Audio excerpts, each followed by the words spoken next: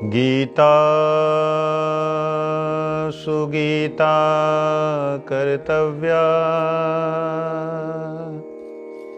किमन्यशास्त्रविस्तरै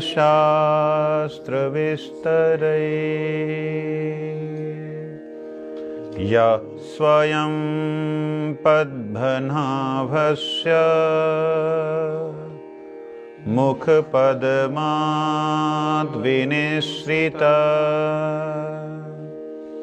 सर्वयुपनिषदो गावो दुग्धा गोपालनन्दना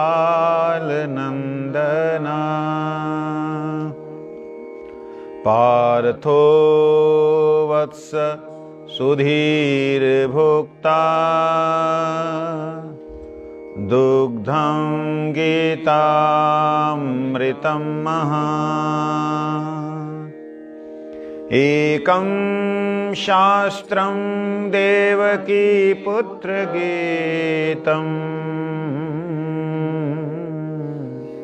एको देवो देवकी पुत्र एव एको मन्तरस्तस्य नामानि यानि कर्मप्येकं तस्य देवस्य सेवा कर्मप्येकं तस्य देवस्य सेवा। 18वें अध्याय का 21 नंबर श्लोक।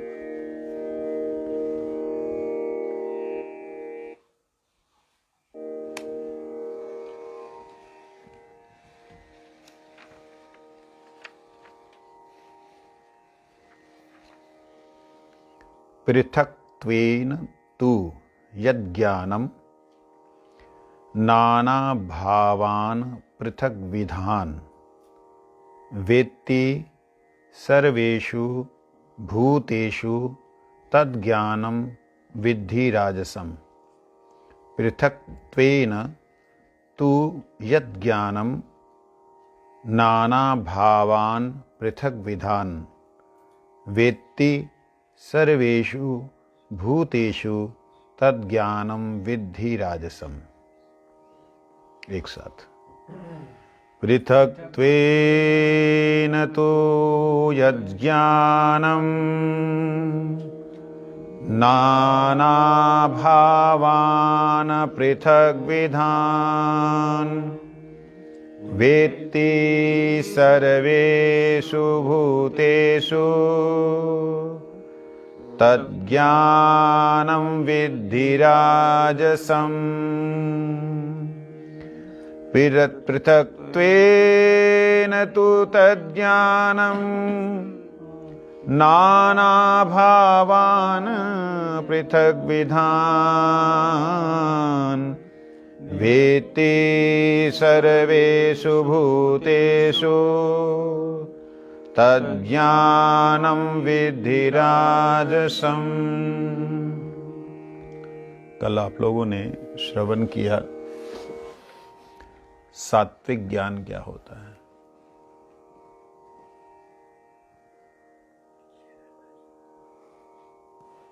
सात्विक ज्ञान किसे कहते हैं, कल श्रवण किया। ज्ञान में भी अज्ञानता जिसमें कम है, ज्ञान में अज्ञानता होती है। जानकारी में भी अज्ञानता जिसमें कम है और जिसमें अज्ञानता बहुत ज़्यादा है और जिसमें अज्ञानता नहीं है, इस भाव से राजसिक, सात्विक और तामसिक ज्ञान की बात हुई। वो रास्ते में मत बैठे, फिर कोई आएगा तो समझते क्यों नहीं हो।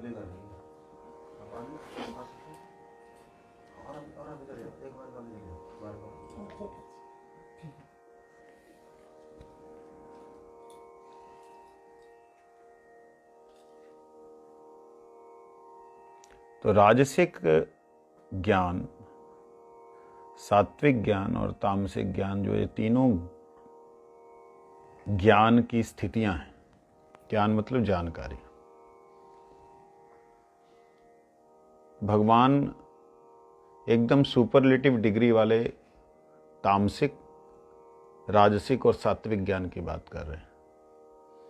हम एक साधारण ज्ञान की जब बात करते हैं, जैसे उदाहरण के लिए जानकारी, माइक, ये है अज्ञानता वाला ज्ञान। पता है नहीं माइक में होता क्या है, क्या कॉइल होती है, कितनी मैग्नेट लगती है, कितना उसका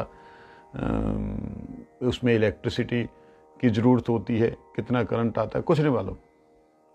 एक बाहर का ज्ञान है, मोटा ज्ञान है, जिसको हम अज्ञान ही कहेंगे। इसको कई लोग स्पीकर भी कहते हैं, स्पीकर लगा दे। स्पीकर नहीं है, ये माइक्रोफोन है। तो ऐसे ही प्रत्येक वस्तु का एक ज्ञान ऐसा होता है जो ज्ञान अज्ञान से ढका हुआ होता है। जो ज्ञान है तो सही, लेकिन अज्ञान उसके ऊपर ज्यादा है, उसे तामसिक कहते हैं। और एक है जिसमें थोड़ी जानकारी है, माइक को माइक बोला, स्पीकर को स्पीकर बोला, तार लगानी जरूरी है, सब कुछ मालूम है, से वो राजसिक ज्ञान है। और वह उस बंदे को समझा सकता है, तू मूर्ख है, तो इसको स्पीकर बोली जा रहा है, राजसिक वाला। और सात्विक है कि इसके अंदर की सारी चीजों को जानता है। लेकिन भगवान ये वाले ज्ञान की बात नहीं कर रहे। भगवान जिस ज्ञान की बात कर रहे हैं वो है विज्ञान, विशेष ज्ञान की बात कर रहे हैं। विशेष ज्ञान का मतलब जो वास्तविक विज्ञान है, उस ज्ञान की बात कर रहे हैं। वास्तव ज्ञान क्या है, वो कल हमने श्रवण किया था, वह सात्विक ज्ञान है। सात्विक ज्ञान में हमने क्या देखा था, कल श्रवण जो किया, कि वह अपने जैसा ही सभी आत्माओं को देखता है। कौन? जो सात्विक जिसका ज्ञान है, अपने जैसी सभी आत्माओं को देखता है। जैसे मैं हूं वैसी सभी आत्माएं। सब शरीरों में विकार हैं, मेरे शरीर में भी विकार है। तो अपने शरीर के हिसाब से, अपने मन बुद्धि के हिसाब से दूसरे को अपने जैसा समझने वाला वो सात्विक है। लेकिन इससे भी ऊपर के सात्विक की बात भगवान श्री कृष्ण ने कही है। सात्विक तो है कि भाई अगर आप अपने जैसा सबको समझोगे तो आप किसी से द्वेष नहीं कर सकते।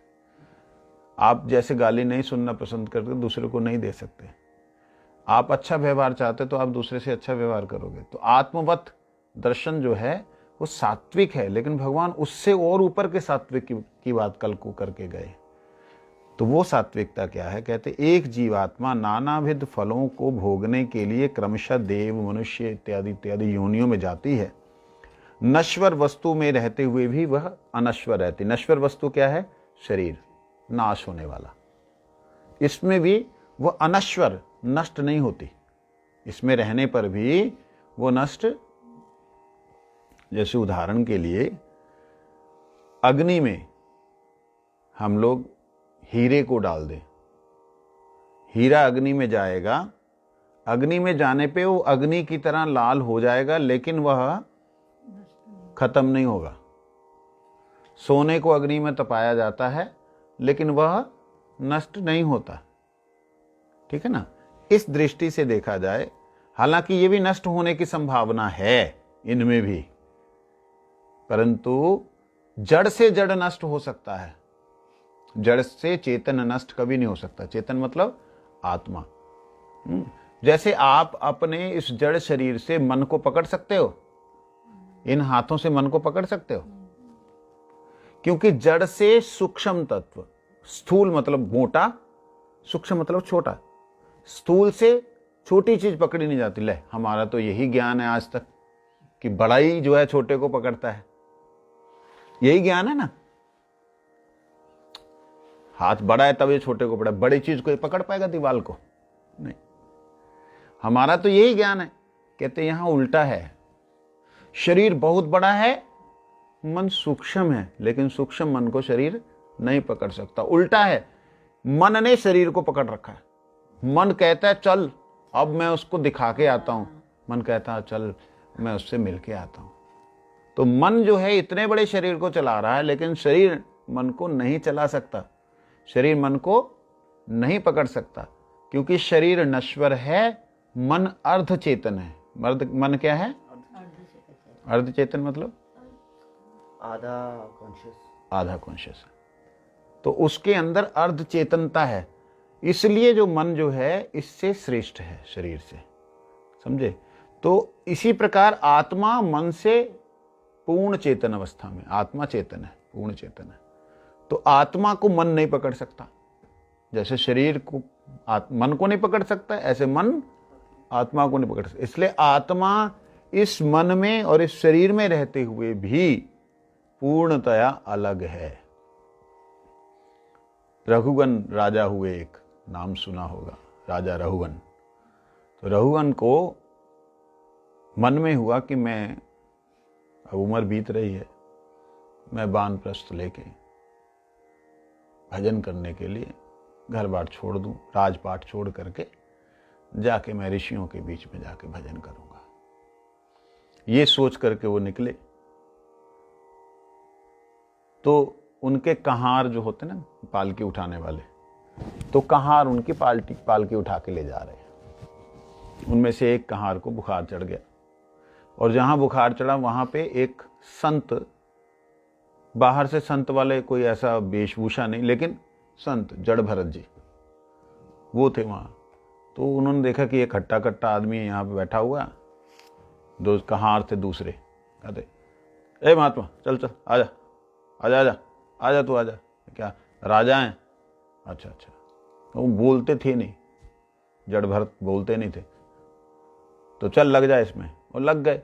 अब जड़ भरत को ये है, उनका तो आत्मदर्शी है, वो चींटी में भी अपने जैसा भाव देखते हैं कि जैसे मेरी शरीर की इच्छा है, ऐसे उसके शरीर की भी जरूरत है, इच्छा है, चाहिदा है, सब कुछ उसको चाहिए।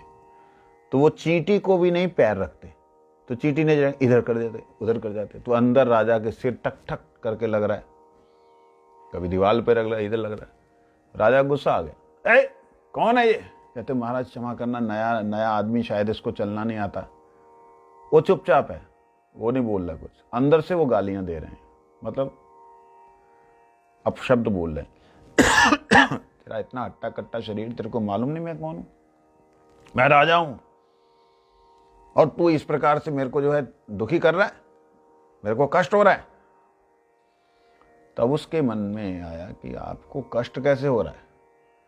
महाराज जड़ भरत जो थे, उन्होंने कुछ बोला नहीं, समय नष्ट क्यों करते हो?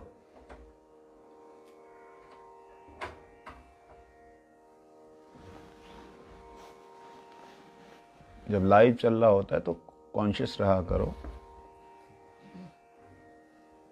मत खोलो, बाहर बैठ जाओ। अगर अंदर आए हो, देखना चाह रहे हो, तो अंदर आ जाओ, है ना कि नहीं? सबका ध्यान तुम्हारी तरफ जाए, उसका कोई फायदा नहीं। तो कह रहे हैं, अंदर रघुगन बोलता है कि मुझे कष्ट हो रहा है। तो कहता है, जड़ भरत जी महाराज पहली बार बोले, कहते आपको कष्ट हो रहा है? हाँ मुझे कष्ट हो रहा है। कहते आपको कष्ट हो रहा है जहां आपके शरीर को कष्ट हो रहा है? कहते अरे तू बड़ा ज्ञानियों की तरह बात करता है, शरीर को कष्ट होने से मुझे कष्ट होगा ना? कहते ऐसे कैसे हो सकता है? आप तो शरीर नहीं है, जड़ नहीं है, शरीर तो जड़ है, शरीर तो जड़ है, इसको कष्ट होने से आपको कष्ट क्यों होगा? वो कहते मैं इस शरीर में हूं इसलिए कष्ट हो रहा है। कहते आप तो पूरी तरह अलग हैं इस शरीर से, आपको कष्ट क्यों होगा? रघुगन राजा बहुत अच्छे विद्वान थे, बड़े जबरदस्त वो ज्ञाता थे, सत्संगी थे।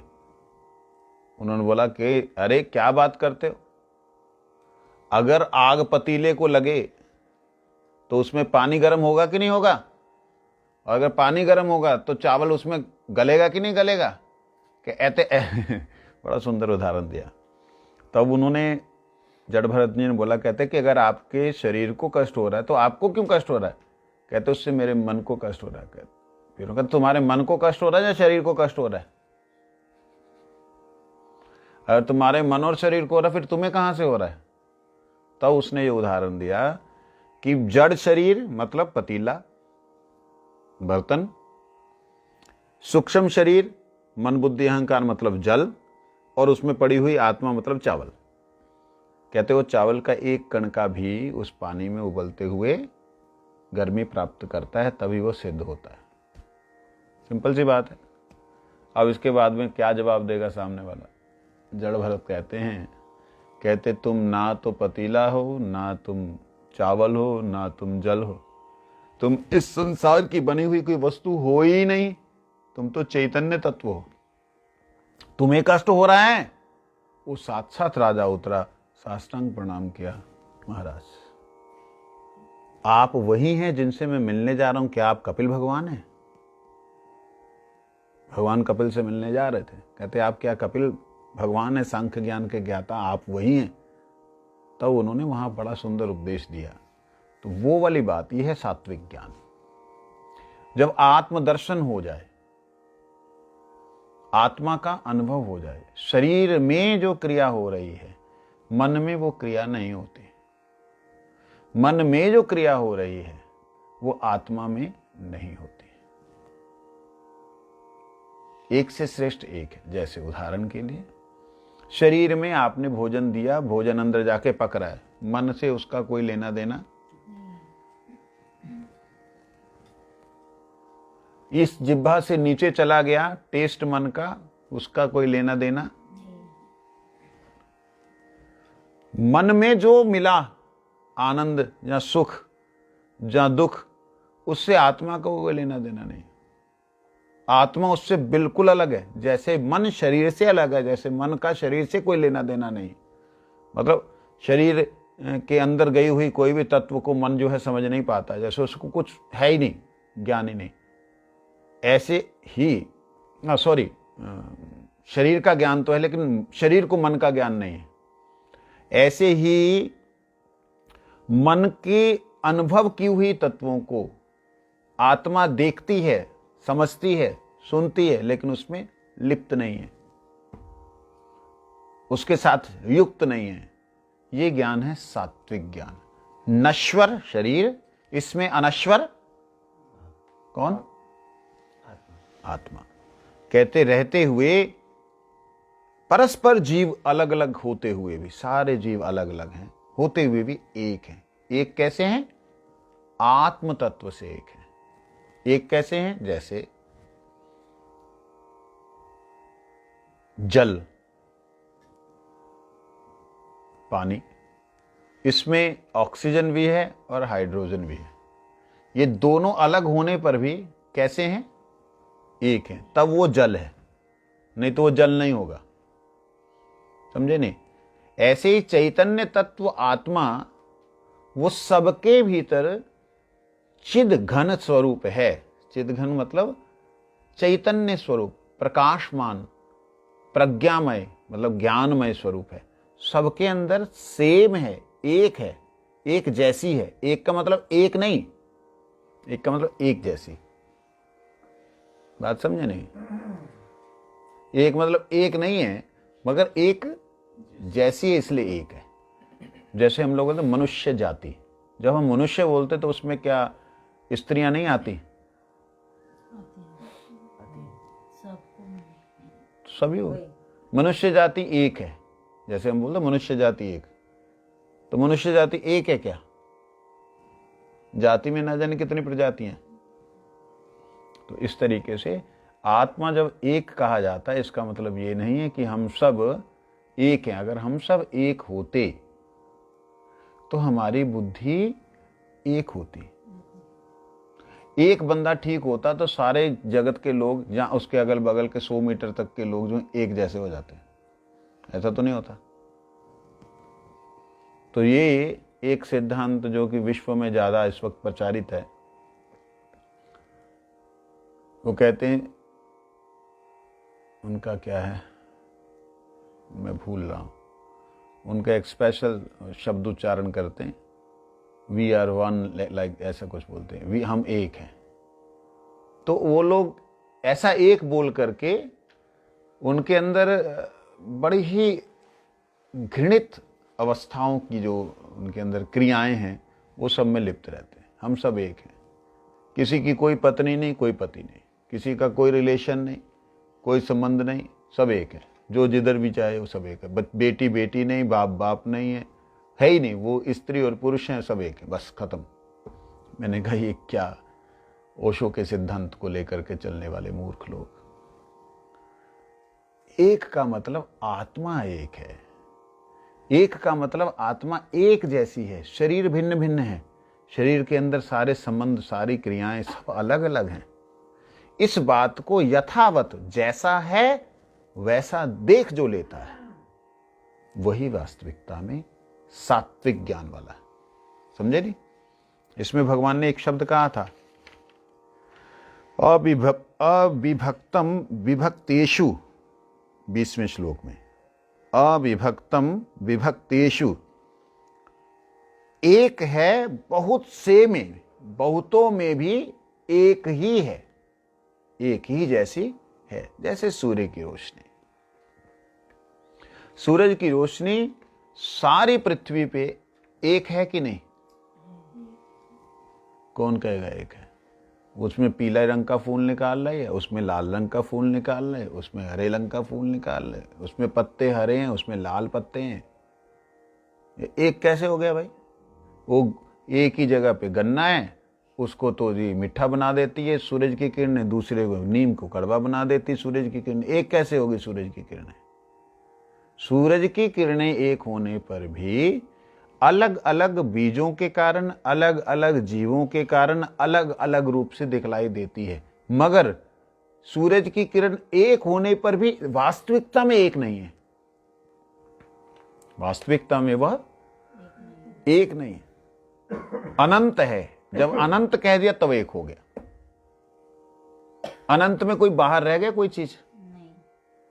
जब अनंत शब्द प्रयोग कर दिया, जीव अनंत, जीवो अनंता, तो जब जीव अनंत, आत्मा अनंत कह दिया, जब अनंत कह दिया तो उसमें सब कुछ सारे आ गए, तब अनंत शब्द एक हुआ कि नहीं?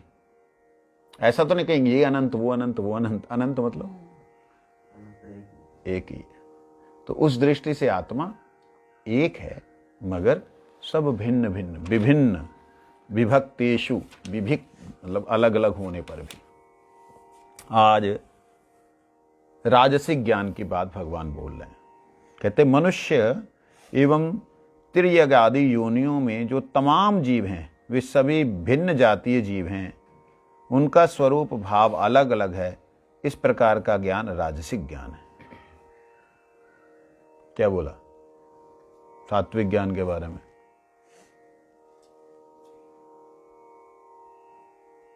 नहीं समझ पाया। हाँ वही नींद आ रही ना, इसलिए आगे कहते हैं राजसिक ज्ञान के बारे में। मनुष्य एवं तिर्ग्यादि अन्य अन्य जो योनियां हैं, उन योनियों के जो तमाम जीव हैं, जितने भी जीव हैं, वे सब भिन्न जातीय जीव हैं। वो सब भिन्न भिन्न जाति के जीव हैं।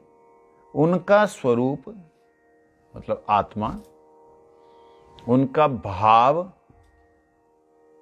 उनके अंदर जो क्रियाएं हैं वो अलग अलग हैं। इस प्रकार जो देखता है उसका राजसिक ज्ञान है। जैसे जो देखता है हाथी की आत्मा बड़ी है, चींटी की आत्मा छोटी है, हाथी बड़ा है, चींटी छोटी है, उसके अंदर की क्रिया, उसके अंदर के भाव अलग हैं, इसके अंदर अलग हैं, तो कहते वो राजसिक ज्ञान है। ज्ञान तो है सही, वह राजसिक ज्ञान है। अन्वय में भक्ति विनोद ठाकुर जी लिखते हैं और विश्वनाथ चक्र ठाकुर जी टीका में कहते हैं, राजसम ज्ञानम माह सर्वभूतेषु जीवात्मनः पृथक्त्वेन यद् ज्ञानम इति देहनाश एवात्मनो नाश इत्यसुराणाम मतम। अच्छा, अतएव पृथक पृथक देहेषु पृथक पृथक आत्मेति तथा शास्त्र कारणात् पृथक विधान नाना भावान नानाभिप्रायान आत्मा सुख दुखाश्रय इति सुख दुख आद्यन आश्रय इति जड़ इति चेतन इति व्यापक इति अनुस्वरूप इति अनेक इति इत्यादि कल्पान येन एक इत्यादि वेद स राजसम। कहते हैं सभी शरीरों में पृथक पृथक आत्माएं हैं और देह के नाश होने पर उन आत्माओं का भी नाश हो जाता है। वह असुरों का मत है। ये मत जो है असुरों का मत है। मैं नहीं बोल रहा, विश्वनाथ चक्रवर्ती ठाकुर जी कह रहे हैं। कहते ये किसका मत है? असुरों का मत। मार दो इसको, खत्म कर दो। अरे खत्म करने से भी तो आत्मा रहेगी, दोबारा आएगी। अतः अलग अलग देह में अलग अलग आत्मा है। जो ऐसा सोचते हैं हाथी की आत्मा बड़ी है तो इसको जोर ज्यादा लगाना पड़ेगा मारने के लिए, चींटी की छोटी, इसको ऐसे मार देंगे। तो ऐसा जो अलग अलग सोचते कि शरीर के नष्ट होने से आत्मा नष्ट हो जाती, तो मैं इसको मार दूंगा तो इसकी आत्मा आत्मा बोल के उनको कुछ ज्ञान ही नहीं है। समझो, मोटी बात समझने के लिए, आत्मा बोल के ज्ञान नहीं, शरीर के नाश होने से। तो वो अगर उनसे बोले इसमें आत्मा, कहता ठीक है बड़ी है तो बड़ी ताकत लगाऊंगा, छोटी छोटी, इस प्रकार का भाव जो रखते हैं वे शास्त्र कारण से नाना प्रकार के अभिप्राय वाले लगते हैं। और कहते हैं अलग अलग देह में अलग अलग आत्मा है, ऐसा सोचने वाले वे शास्त्र कारण से नाना प्रकार के अभिप्राय वाले लगते हैं। और जैसा जो है उसको वैसी जरूरत है। मछली को जल की जरूरत है, ठीक है, और पक्षी को आकाश की जरूरत है। हवा में नहीं उड़ेगा तो उसका जीवन व्यर्थ हो जाएगा। कहते अलग अलग जीवों को अलग अलग जरूरत है, इसलिए आत्मा सुख दुख का आश्रय है, सुख दुख आदि आश्रय विहीन है। आत्मा ही, वो लोग सोचते हैं आत्मा को ही सुख मिलता है शरीर को सुख मिलने से, आत्मा को ही दुख मिलता है शरीर को दुख मिलने से। जो ऐसा समझते हैं, समझ रहे बात को? शरीर को कष्ट मिलने से आत्मा को कष्ट देना, शरीर को दुख देने से आत्मा को दुख देना, शरीर को सुख देने से आत्मा को सुख देना, शरीर को आनंद देने से आत्मा को आनंद, ऐसा जो समझते हैं वो लोग कौन है? राजसिक भाव वाले। इसलिए शरीर और आत्मा को एक समझने वाले, मतलब उनके लिए शरीर नाश हुआ तो मर गया, बाप मर गया, बाप खत्म हो गया। वो राजसिक भाव वाले, उनको आत्मज्ञान नहीं है। समझे नहीं? कहते जड़ चेतन व्यापक अनुत स्वरूप, इस प्रकार अनेक कल्पनाएं जिस ज्ञान में होती वह राजसिक ज्ञान है। जड़ चेतन व्यापक अनुस्वरूप, हो गया समय, इस प्रकार की जिनकी कल्पनाएं होती वो राजसिक ज्ञान है। अर्थात जड़, पेड़ पौधे, चावल धान, ये सब जड़ मानते हैं जो लोग, हालांकि उसमें चेतन है, उसमें आत्मा है, जो उसे आत्मा ना देख सके। और चेतन जो चलने वाले हैं उनको वह चेतन समझता है कि हाँ ये चेतन है, ये जीवित है, वो मुर्दा है, मतलब उसमें प्राण नहीं है, मुर्दा है, ये जीवित है, इसमें प्राण है। और अणुस्वरूप, ये छोटा छोटा है, ये जीव, वो बड़ा है, वो बड़ा है, तो छोटा बड़ा। आत्मा नहीं देख रहा है कि आत्मा छोटी बड़ी नहीं होती है, आत्मा एक जैसी ही चैतन्य प्रकाशमान ज्योति स्वरूप, जहाँ भगवत दास स्वरूप है। इस प्रकार अनेक कल्पनाएं जिस ज्ञान में होती हैं, बहुत सारी कल्पनाएं जिस ज्ञान में, वास्तविकता नहीं है, कल्पनाएं हैं, वो है राजसिक ज्ञान। वंशा गुरु वैष्णव।